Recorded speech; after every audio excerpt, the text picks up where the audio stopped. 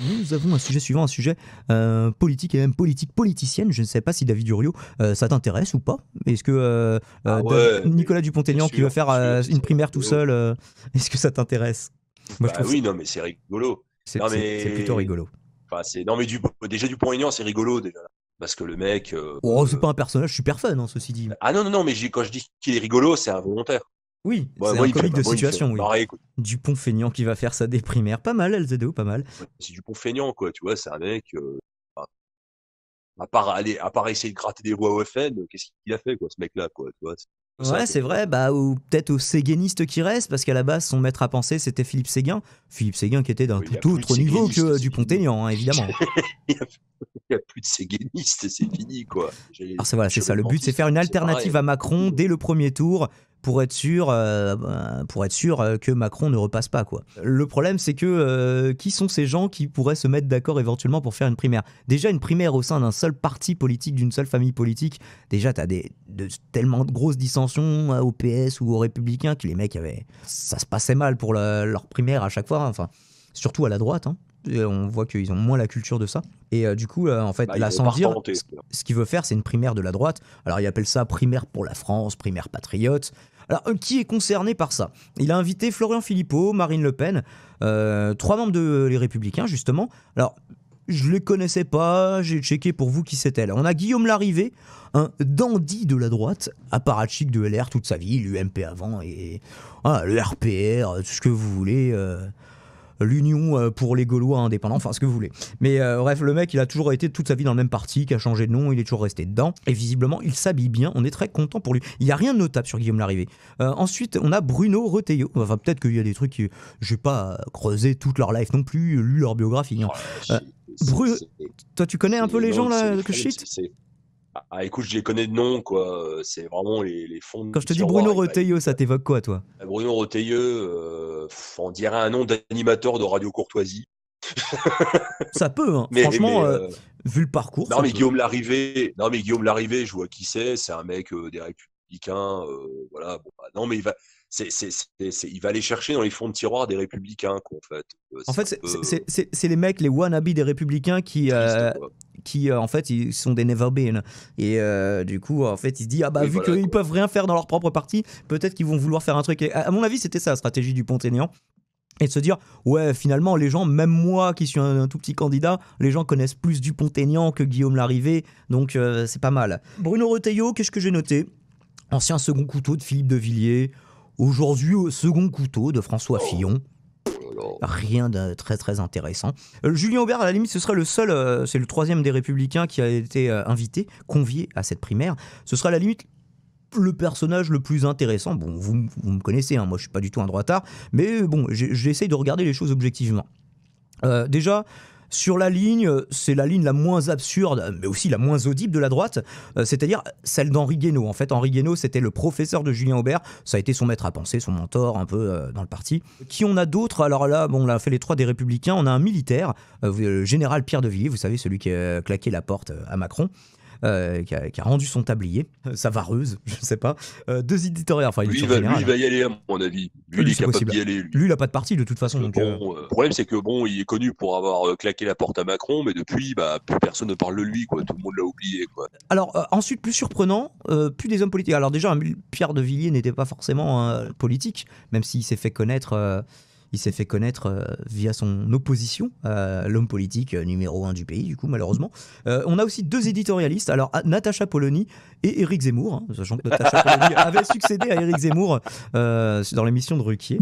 Éric Zemmour, vu Ouais, son truc alors. dans la primaire de la droite, il avait l'air de dire la politique, c'est pas mon truc, mais s'il y a personne d'autre, à la limite, pourquoi pas. Il l'avait pas dit comme ça, hein, mais Non, mais en fait. Non, mais en fait, Zemmour, le problème, c'est là, tout le monde est en train. Enfin, t'as plein de droitards en ce moment qui sont en train de fantasmer. Oui, Zemmour va être candidat en objectivement, mais bien 2022, sûr. Bah écoute, etc. je viens de dire qu'un mec de droite avait un parcours intéressant, une ligne la moins absurde. C'est gentil. Natacha Polony, Non, la non. misère. Éric Zemmour, la misère aussi.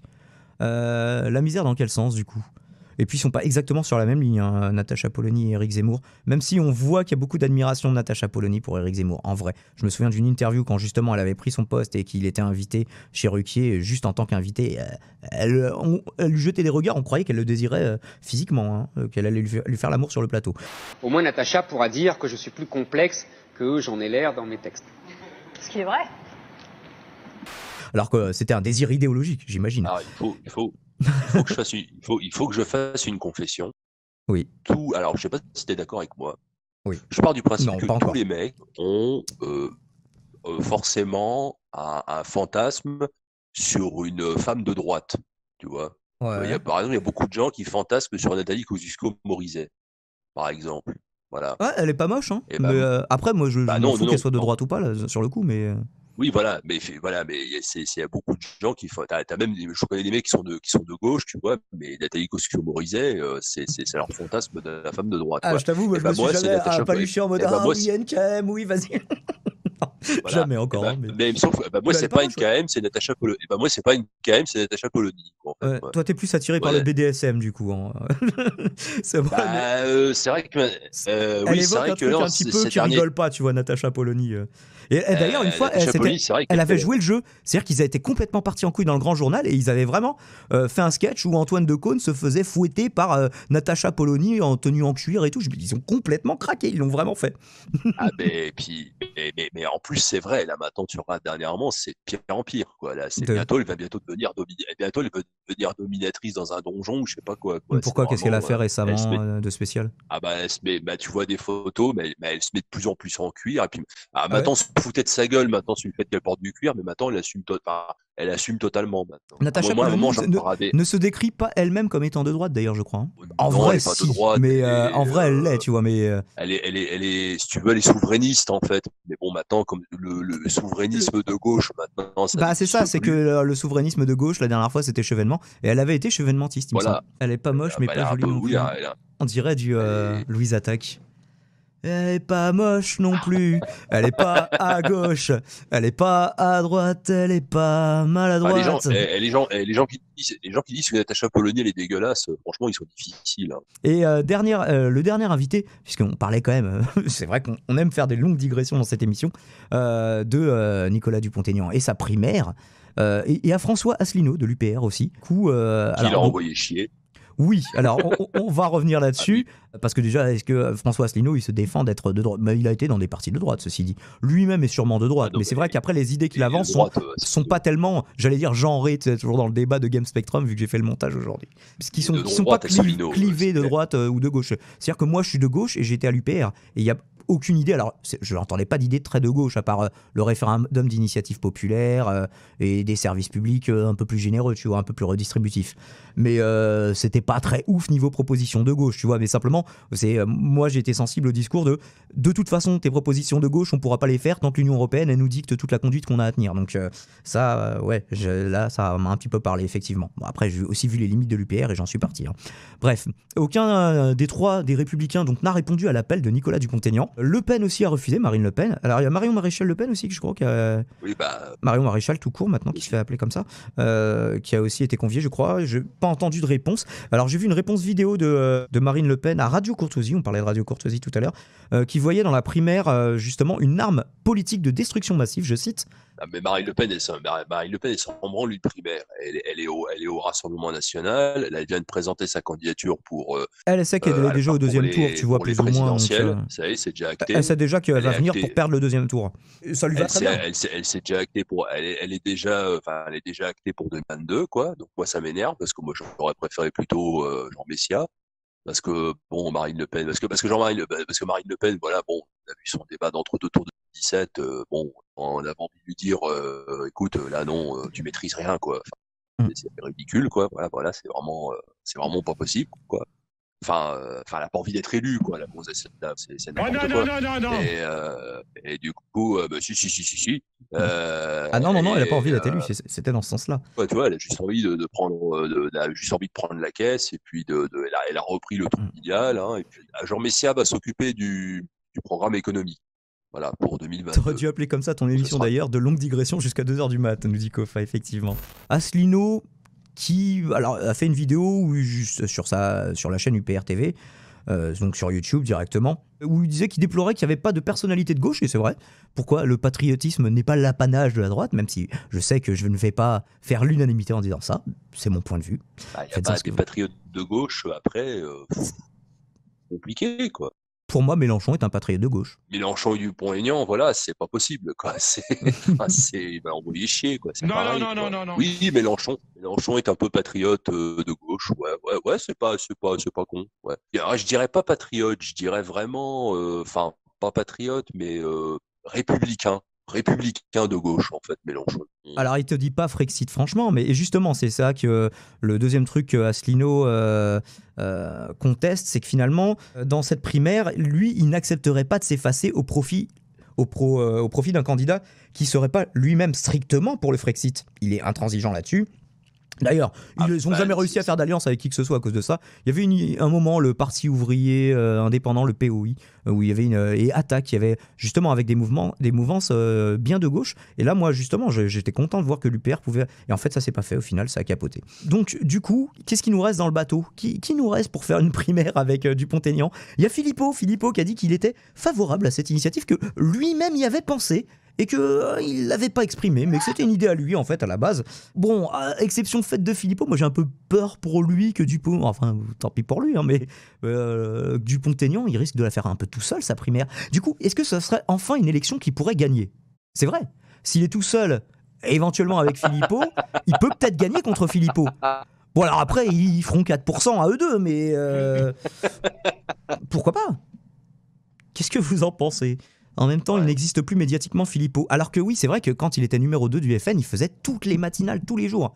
D'ailleurs, ça devait être chiant en vrai. Marine Le Pen, ouais, vas-y, va faire le 6h, 9h sur toutes les radios, connard. Moi, je dors. Bah ouais, pourquoi pas. Bah, c'est ça. Non, mais c'est ça, hein. C'est ça, Philippot. Mais par exemple, vous qui me prenez pour un gros gauchiste con, alors moi, il y a plein de trucs sur lesquels, voilà, Philippot, il est trop guindé, trop conservateur. Je pourrais pas voter pour lui. Déjà, t'es pas. Mais déjà, tu vois, t'es pas gros, c'est pas très gentil. Je peux entendre son discours, tu vois, je trouvais que c'était celui qui avait le discours le moins con du Front National. Ouais, Philippot, il mange du couscous. Je veux un couscous, mamie. Philippot, c'est même lui qui aurait dû aller en 2017. On ne te prend pas pour un gauchiste, tu es un gauchiste. Déjà, les ismes sont des connotations péjoratives. Tu vois, gauchiste, c'est péjoratif, et alors les gauchias, c'est carrément insultant. Et souvent, voilà, on dit gauchias, voilà, nous dit Samir Ben. Voilà, tu vois, je le savais qu'il allait venir. T'es un gaucho, mais on t'aime bien, Daimon. Hein, à une conjonction de coordination près, ton message était cool. C'est justement pour ça, Le Pen l'envoyait dans les médias, c'était celui avec le discours le plus lisse, acceptable médiatiquement. Acceptable, pardon, jamais de L entre un B et un E, évidemment. Philippot, en débat, il était bon. Que l'on aime. Il n'était pas très énergique non plus en débat, par contre, c'était son défaut. Tu vois, encore une fois, en étant objectif, c'est-à-dire, moi je suis pas pour lui, je te dis, il était bon dans l'argumentation, mais pas bon dans l'énergie, tu vois. Oui, c'est sûr, l'énergie, du coup, à part si t'as de la cocaïne à disposition. Au bout d'un moment, t'es pas énergique. Et par contre, ces vidéos sur YouTube étaient d'un ridicule avec le malaise, avec son mug FN et tout. Ça, il a rien compris.